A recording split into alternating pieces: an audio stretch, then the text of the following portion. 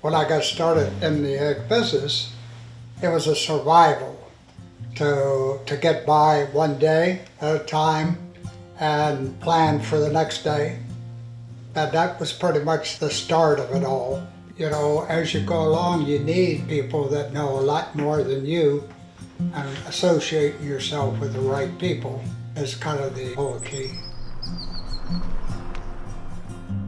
He had really a debilitating situation in his neck to where he couldn't feel anything in his arms. And my father went to a bunch of doctors, but Dr. Lee was the one that gave him what he felt was the best alternative. When you've got a family, when you've got businesses, you can't let things hold you back. You've got to strive through them and fight through them regardless of how much pain and the like that you had. You don't let it hold you back, but then it got pretty severe. He went from just hobbling around and not being able to do anything to where he is right now, to where, I mean, he golfs, he walks. He's not the ideal physical specimen, but who is at 88? I think we kind of shared a similar bond that way. Like, he really had this grit. He was determined to make success no matter what happened, and it came through hard work. And growing up as an immigrant, same thing. We don't really have much of a choice. You know, only thing we can do is work hard and take the opportunities that kind of comes to you.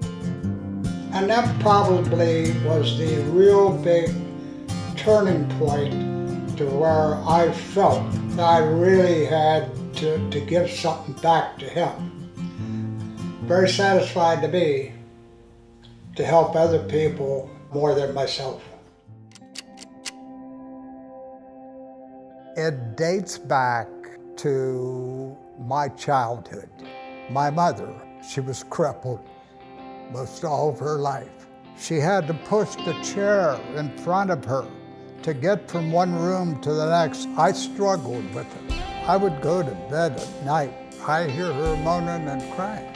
For diseases like osteoporosis, we're just reacting to it. We give them medications after they develop it. We can do a lot better than that. We can do so much better than that. If she would have had someone like Dr. Lee then, she wouldn't have been in a total suffering.